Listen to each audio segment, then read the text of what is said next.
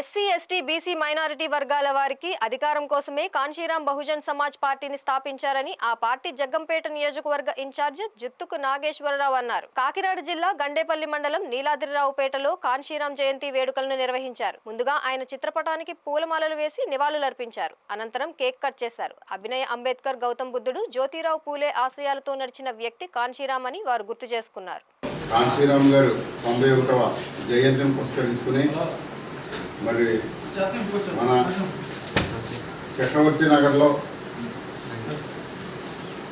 బోయిడి సూర్యబాబు గారు ప్రొఫెసర్ గారి ఇంటి వద్ద ఏర్పాటు చేసి మరి మా పిలుపు మేరకు మీరందరూ ఎంతో గౌరవంగా వచ్చి ఈ కాంశీరాం గారి యొక్క జయంతి ఉత్సవంలో పాల్గొన్నందుకు మీ అందరికీ మరొకసారి నా జైభీమును తెలియజేస్తున్నాను. అలాగే మరి కాంశీరాం గారి గురించి చెప్పాలంటే ఆయన పంజాబ్ రాష్ట్రంలో రాయ్పూర్ అనే జిల్లా నుండి ఒక గ్రామంలో సిక్కు మతానికి సంబంధించినటువంటి వ్యక్తిగా ఈయన జన్మించడం జరిగింది.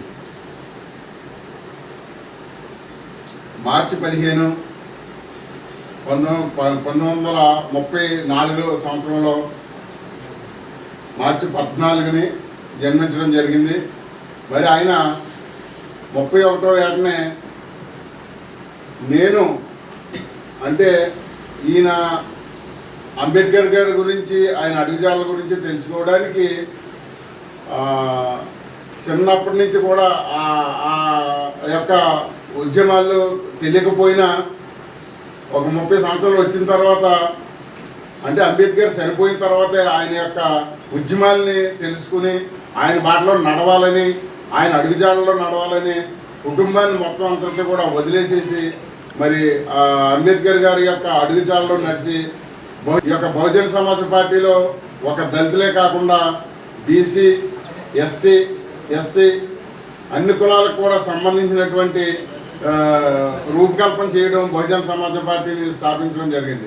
మరి యొక్క ఆయన ఏదైతే అహర్నిశలో కూడా పెళ్లి కూడా చేసుకోకుండా మరి పార్టీ కోసమే అంబేద్కర్ యొక్క ఆశయాల్ని ముందుకు తీసుకెళ్ళాలి, నా బహుజనులందరినీ కూడా ఒక ఉన్నతమైన స్థాయిలో డాక్టర్ అంబేద్కర్ గారు ఏ అయితే హక్కులు ఇచ్చారో ఆ హక్కులన్నిటిని కూడా మరి ముందుకు తీసుకెళ్ళి హక్కుల ప్రకారంగా ప్రతి ఒక్కరిని కూడా ఏర్పాటు చేయాలనే ముఖ్య ఉద్దేశంతో ఆయన కుటుంబాన్ని అంతటిని కూడా వదిలేసేసి పార్టీని స్థాపించి పార్టీ కోసమే ఆయన మొత్తం జీవితాన్ని కూడా ఆయన మరి అర్పించడం జరిగింది.